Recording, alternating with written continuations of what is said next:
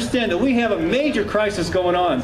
And I have been struggling for years on what I can do to help bring this crisis to the forefront of the American consciousness. And I think a lot of people are in the same boat. And there's so much good work happening right now. The divestment movement, the big rally coming up in Washington, D.C. when the UN convenes. So many good things are happening. Activism in Nebraska along the path of the Keystone Pipeline. And we're going to be plugging into that. We leave Denver on June 18th. And we cross the pipeline on July 19th at the renewable barn, the barn that was built specifically powered by solar and wind energy on the path of the pipeline.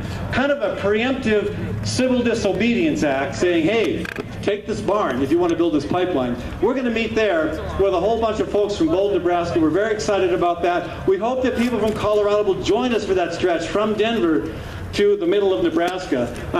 Again, we're at the heart of a key moment in our history. This crisis is like none other we've ever faced. And we are beginning to mobilize people, again, not just this march, but all the good work you're doing locally, all the great work happening around the country. Let's continue to make that happen. The more we raise our voices, the more people will hear what's going on, understand what's going on, join this fight, and it is a fight that we can win. Thank you.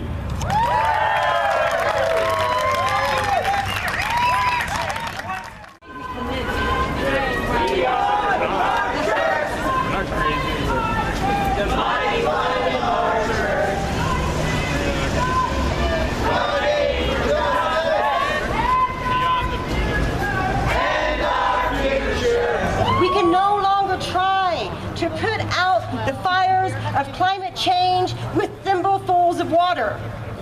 We must do more. We have to stop waiting for the firefighters to show up and say, surely our government will handle it.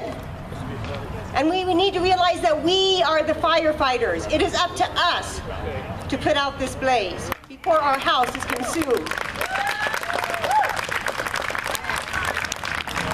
We are the only ones, indeed, who can put out this fire.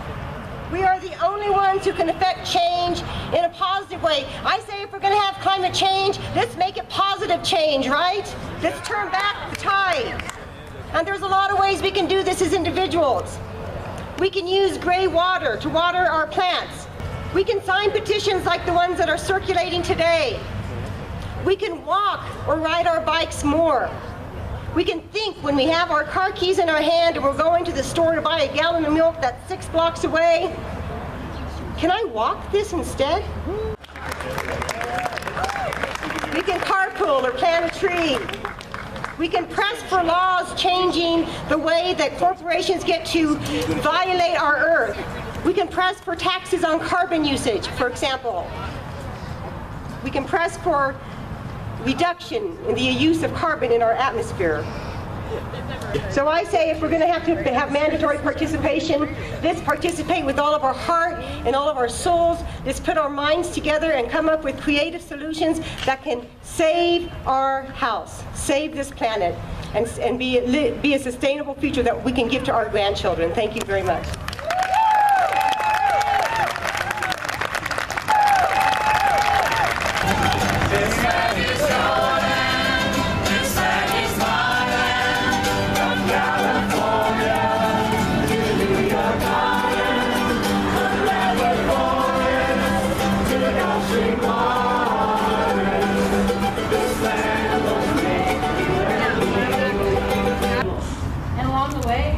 I was walking with Miriam, the March Mayor, and a man on this dirt road, as we're climbing up to 9,300 feet, stopped, and he rolled down his window and he said, you know, I really appreciate what y'all are doing, but it's not going to change anything. And this man didn't want to have a conversation about it because when Miriam and I tried to respond, he rolled up his window and drove away. And, you know, change is really hard, and so I'm not upset at that man for thinking that way. And it shows that he appreciated what we're doing because he said thank you, but he didn't think that change was possible. Now, I, on the other hand, happen to think that change is inevitable. And if he... Thank you. if he had stopped long enough, I think I would have told him that, you know, I can't live my life, I can't die in peace if I know that my lifestyle was destroying our future and I didn't do anything about it. And that's why I'm walking, because change is inevitable and I have to try. I can't die knowing that I didn't try, and I've got a pretty good feeling that a lot of you feel the same. There are three populations that are most vulnerable to the hazardous effects of the pollutants from dirty coal plants. And the number one population that's affected are our children. The power plant, the Drake plant, has a plume that's emitted that's falling on 7 elementary schools in Colorado Springs. It's in the direct path. It's also falling on neighborhoods on the foothills, and also the underprivileged neighborhoods that are immediately next to it, filled with children. So children are the most susceptible to the pollutant effects because they're growing, they're developing. Most of their body is developing between birth and adolescence, and they're breathing the pollutants, the mercury, the sulfur, the nitrous oxides, and the particles. 80% of a child's lungs develop between birth and adolescence. And during that development, it's being filled with contaminants coming from the plant.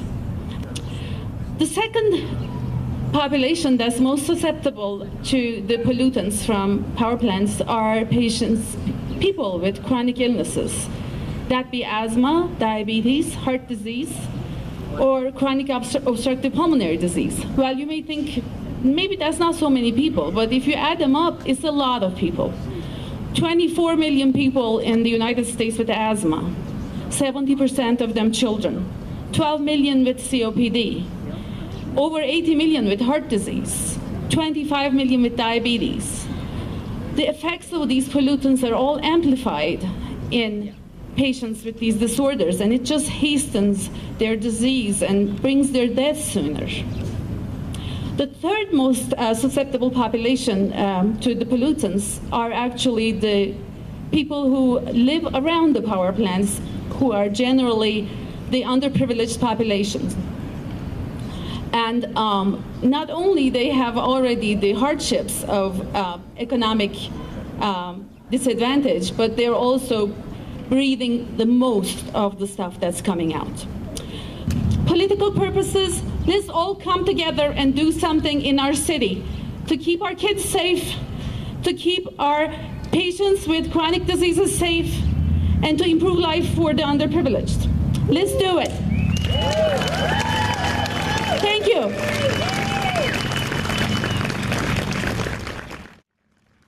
While I agree that we can't solve the climate change process or climate change issue here, the global issue on our own, I refuse to accept that there's nothing that we can do. We can do something. As Nori said, participation is mandatory. So what does that mean for us? In Colorado Springs, we can take a very significant, a very impactful step, and we can choose to keep the Martin Drake power plant closed. Close it permanently. Now, just imagine if we are able as a community to actually make that decision and make that happen. What kind of a message does that send to the rest of Colorado, to the nation, to the planet? If we can do that, I'm confident that every community, every state, every nation, the entire planet can make a significant impact, and we can solve the crisis. We need to talk to every single person we know about the benefits of closing Martin Drake permanently. And we need to encourage them to do the same to everyone that they know. We heard about the health impacts. Suddenly our air quality is better, our way of life is better, our health is better. We reduce our water consumption. Martin Drake uses 1 million gallons of water a year. What could we do with 1 million gallons of water during a drought? So, let's get started.